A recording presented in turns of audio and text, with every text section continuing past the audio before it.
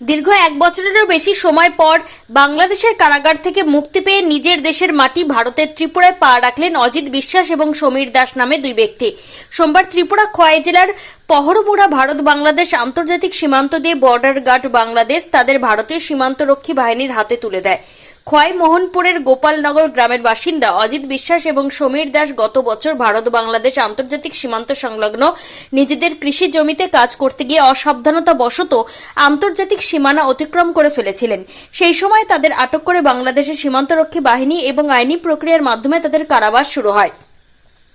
যদিও বাংলাদেশের আদালত প্রাথমিকভাবে তাদের 28 দিনের কারাদণ্ড দিয়েছিল, কিন্তু প্রতিবেশী দেশের অভ্যন্তরীণ রাজনৈতিক অস্থিরতা ও প্রশাসনিক জটিলতার কারণে সেই মেয়াদ দীর্ঘ এক বছরের বেশি সময় গিয়ে পৌঁছেছে। এই দীর্ঘ সময় তারা বাংলাদেশের কারাগারে বন্দী ছিলেন। মোহনপুর মহকুমা প্রশাসন ও জেলা শাসক দপ্তরের নিরন্তর প্রচেষ্টায় বিষয়টি দিল্লির স্বরাষ্ট্র মন্ত্রকের নজরে আনা হয়। দীর্ঘ কূটনৈতিক আলোচনার পর অবশেষে আইনি জট কাটিয়ে সোমবার তাদের মুক্তির প্রক্রিয়া সম্পন্ন করা সম্ভব হয়েছে। খোয়াই জেলার পহরমোড়া ভারত বাংলাদেশ আন্তর্জাতিক সীমান্তে মোহনপুর মহকুমা প্রশাসনের উপস্থিতিতে যাবতীয় আইনি প্রক্রিয়া শেষ করে অজিত ও সমীরকে তাদের পরিবারের হাতে তুলে দেওয়া হয়।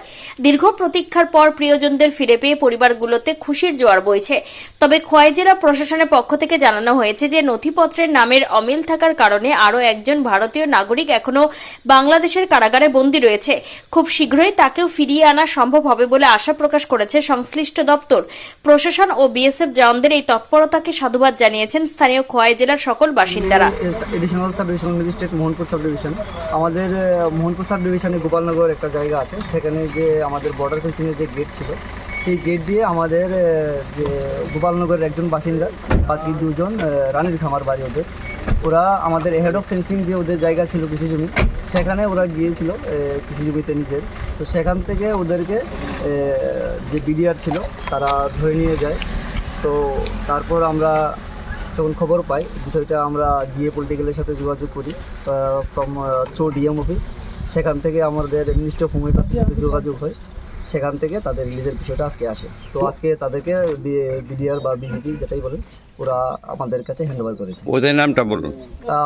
নামটা হলো একজনের অজিত বিশ্বাস এবং সমীর দাস, দুজনকে ওরা ছেড়েছে। আর একজন এখনও রয়েছে ওদের কাস্টডিতে, ওনার একটু ডকুমেন্টেশনের প্রবলেম আছে।